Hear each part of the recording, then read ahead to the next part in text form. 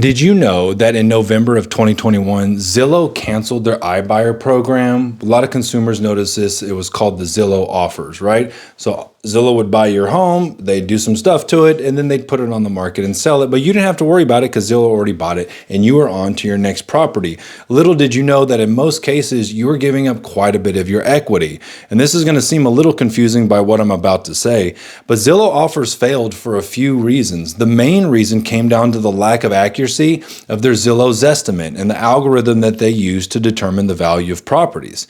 Right? So what would happen is your home was maybe worth this, Zillow would offer this, thinking they would make a profit up to here, but the home wouldn't sell for as much as they thought. And because of this, and because of this algorithm, because of the Zillow Zestimate that agents have been trying to work with sellers for quite a few years to explain to them that this isn't a very accurate way to determine the value of a property, well, because of that, Zillow lost almost $1.5 billion throughout the whole company and laid off about 25% of their employees. Remember, this number really caused this company a lot of problems. This is the same number that a lot of consumers look at to determine the value of their property. It's not the most accurate. And Zillow tried to blame a few different reasons for this happening. They said the market slowed down, interest rate went up, all that. They did this in November of 2021, and we didn't see a real shift in the real estate market until like Q3 of 2022. So ultimately, the failure came down to their Zillow Zestimate and the way they automatically determine home values. Now let's take a look at what Zillow is doing today. They've launched an app within getting tongue-tied here. They launched an app within ChatGPT that allows users to search for homes using conversational models.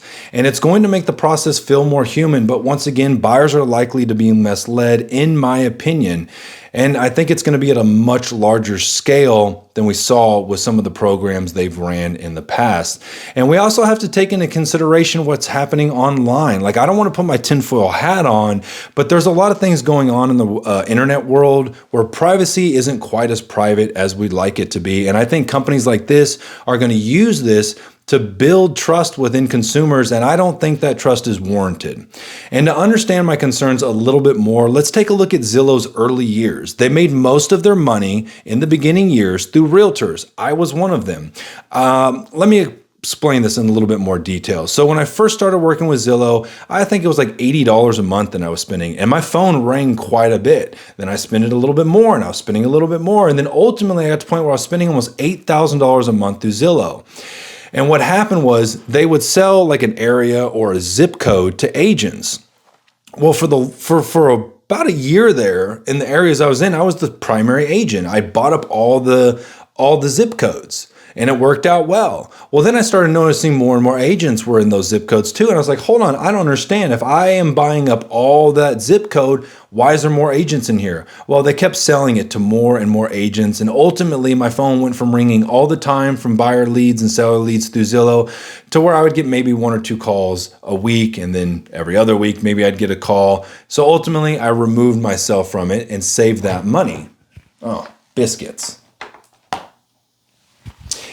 So by doing that, Zillow was no longer able to grow through that, let's say, model, if you will. So they started exploring different things, which ultimately led up to them starting this iBuyer program, which ultimately failed.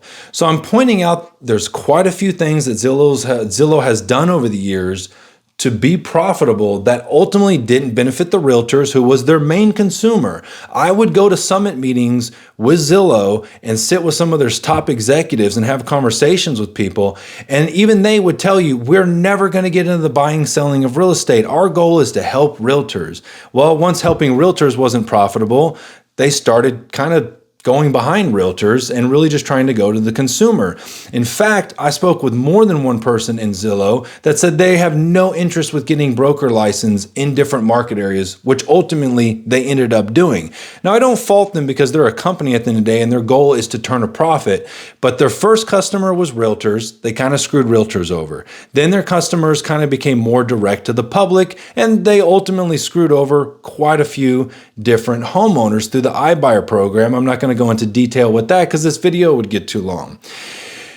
And now they're going to start this new program through ChatGPT, which once again makes me very fearful for most consumers because you're going to think you're being led with accurate information, but you're really not going to be led with the most accurate information.